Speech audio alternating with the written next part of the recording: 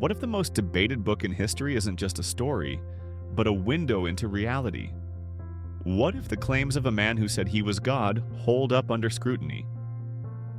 Today, we're unpacking evidence that's turned skeptics into believers. Evidence worth a hard look.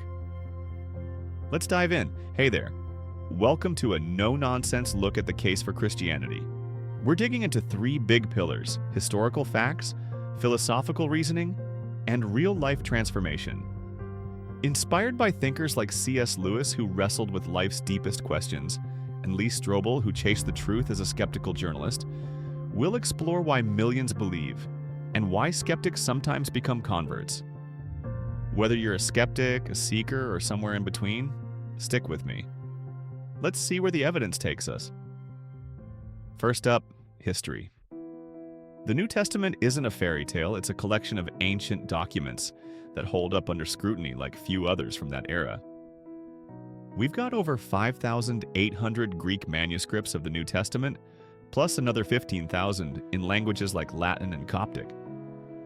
Compare that to Homer's Iliad, a gold standard of ancient texts, which has under 2,000 copies.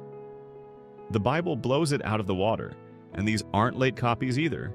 Fragments like the John Rylands Papyrus containing verses from John's Gospel date to around 125 AD, just decades after the originals.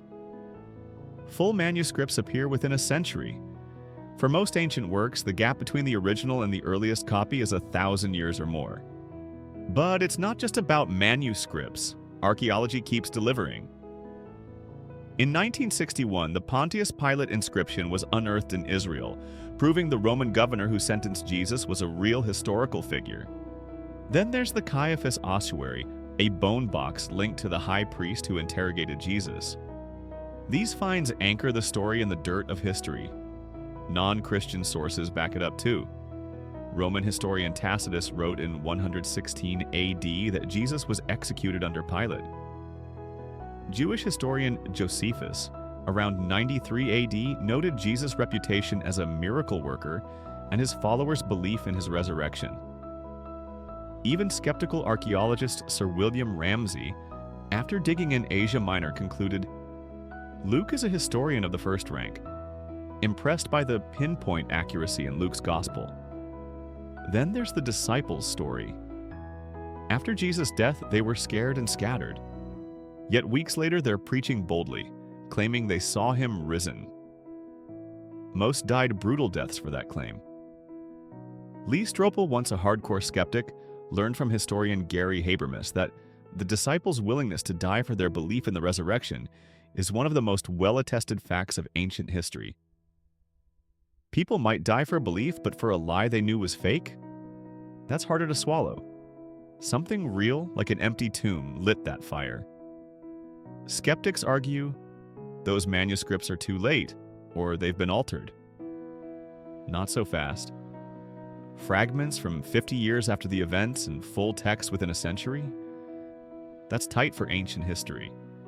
With thousands of copies across languages, scholars can spot and correct tiny variations, like spelling quirks or word order shifts. Even agnostic scholar Bart Ehrman admits essential Christian beliefs are not affected by textual variants. Another objection: the Church rewrote the story.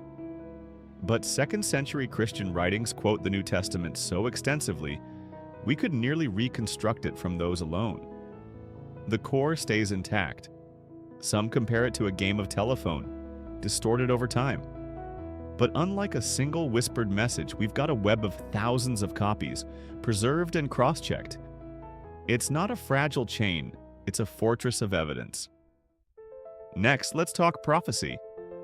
The Old Testament, written centuries before Jesus, sketches a figure who sounds eerily familiar. Take Isaiah 53, penned around 700 BC. It describes a servant pierced for our transgressions, suffering for others' sins, dying, and yet somehow extending his days.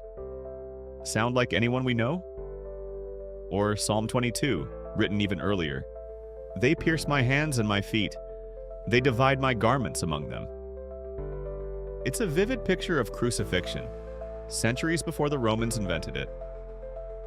Jesus' life aligns with these details in ways that defy coincidence. Pause for a second. What would it take for you to see these as signposts pointing to something real? Now, let's wrestle with the big why questions. Christianity doesn't just lean on history, it tackles the meaning behind it all. The cosmological argument. Everything that begins has a cause. Science tells us the universe kicked off, call it the Big Bang. So, what triggered it? Think of dominoes. Each falls because of the one before, but something had to tip the first one. That something is what we call God, an uncaused cause outside time and space. The moral argument. We all sense right and wrong, like there's an invisible rulebook. Why do we call some things truly evil, not just annoying? Without God, morality is just opinion, like picking vanilla over chocolate. But if there's a real standard, there's a lawgiver. C.S. Lewis nailed it. My argument against God was that the universe seemed so cruel and unjust. But how had I got this idea of just and unjust? A man does not call a line crooked unless he has some idea of a straight line. That straight line hints at God. The fine-tuning argument. The universe is tuned for life with jaw-dropping precision. Gravity, atomic forces, if they budged a fraction, no stars, no planets, no us. The odds of this happening randomly? Like throwing a dart from Mars and hitting a bullseye the size of an atom. It shouts design and a designer. Jesus' identity.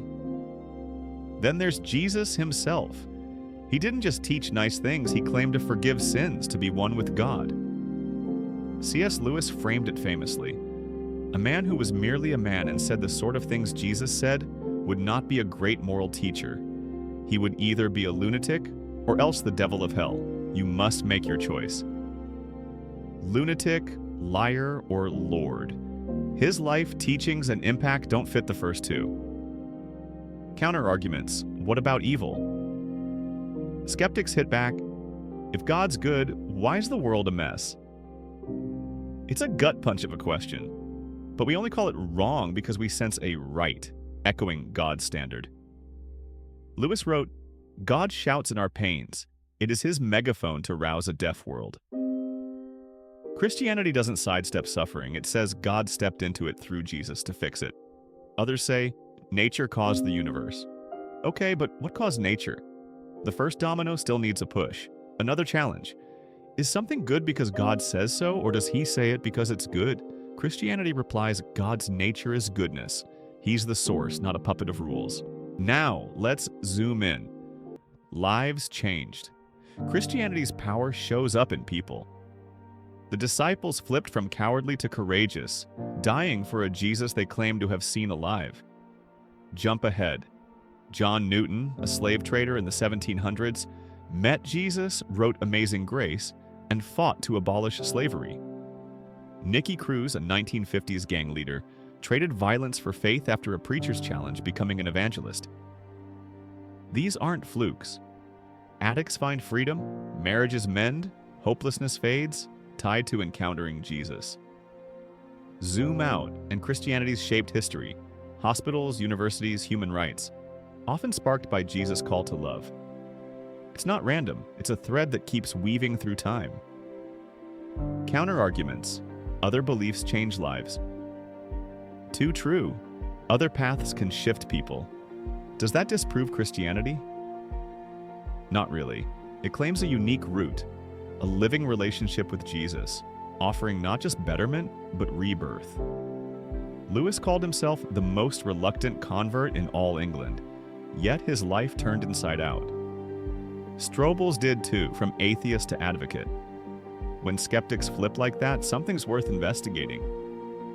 Psychology might explain some, but the consistency and depth hint at more. Here's the bottom line. Christianity's case isn't flimsy.